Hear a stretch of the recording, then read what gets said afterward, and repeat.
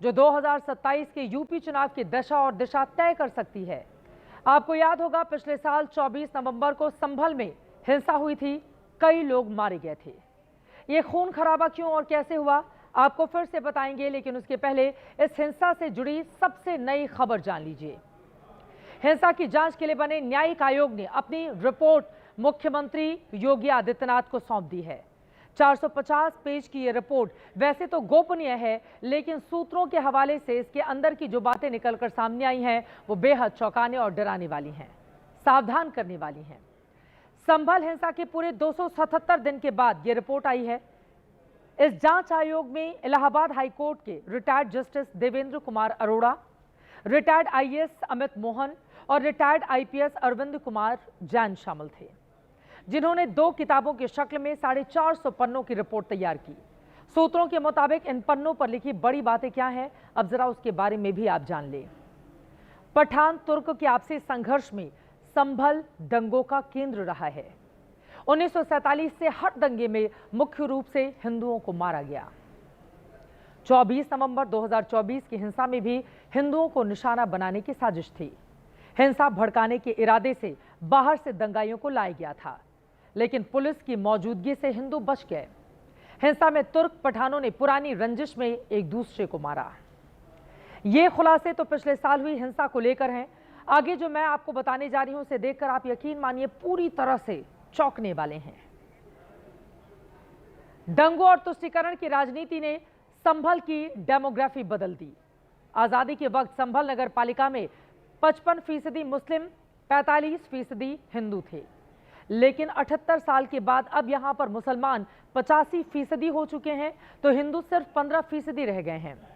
यानी आजादी से अब तक संभल में मुस्लिम आबादी 30% बढ़ गई, तो हिंदू आबादी 30% घट चुकी है।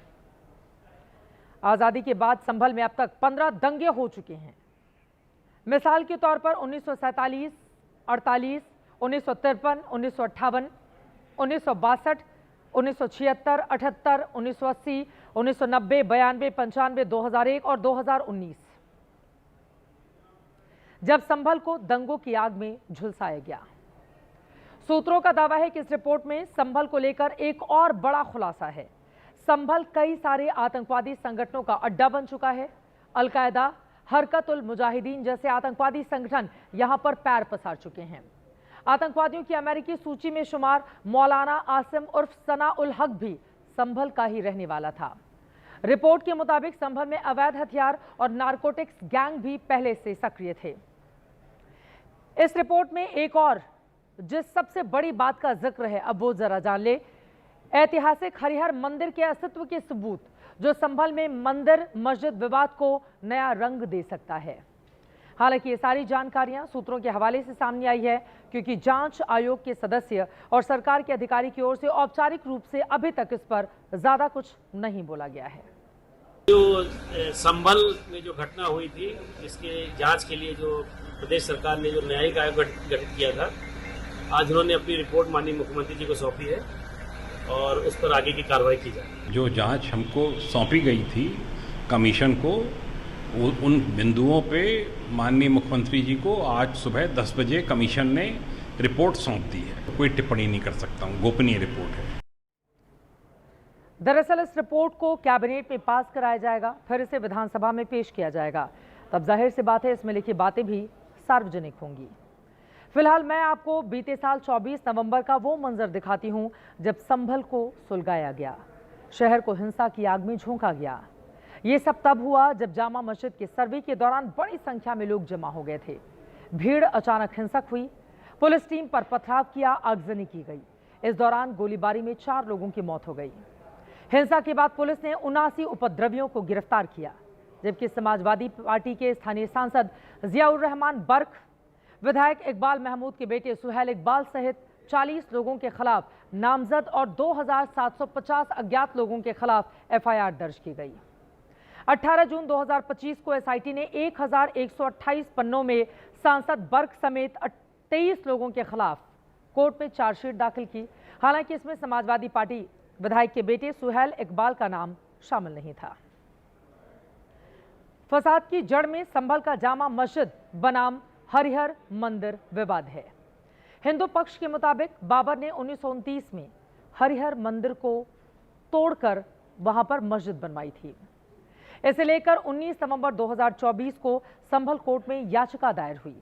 उसी दिन सिविल जज सीनियर डिवीजन आदित्य सिंह ने मस्जिद के अंदर सर्वे करने का आदेश दिया। कोर्ट ने रमेश सिंह राघव को एडवोकेट कमिश्नर नियुक्त किया।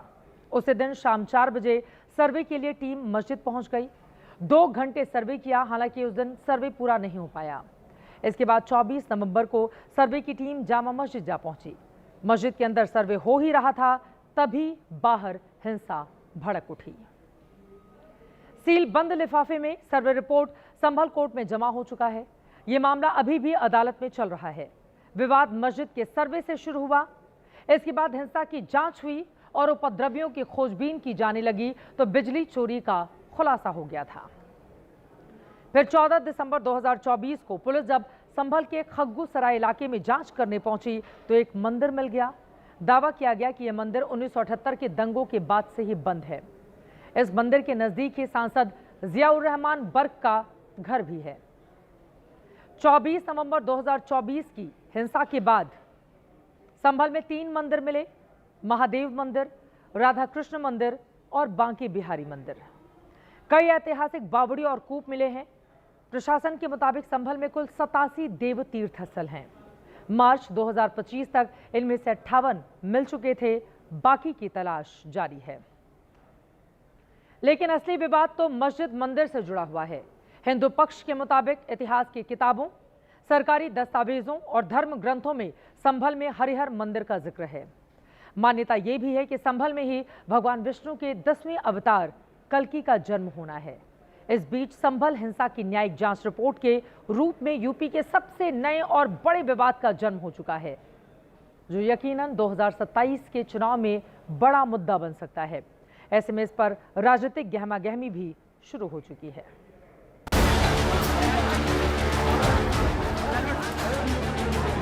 संभल तो एक नाम है, लेकिन संभल जैसे कम से कम 100 ऐसे जगह हैं जहां पे टारगेटेड डेमोग्राफी चेंज की जा रही है। इस्लामिक समूह का ग्रुप बन के हिंदुओं को टारगेट किया जा रहा है, उनको मारा जा रहा है, उनकी संपत्ति छीनी जा रही है, उनको भगाया जा रहा है ताकि डेमोग्राफी चेंज कर सके।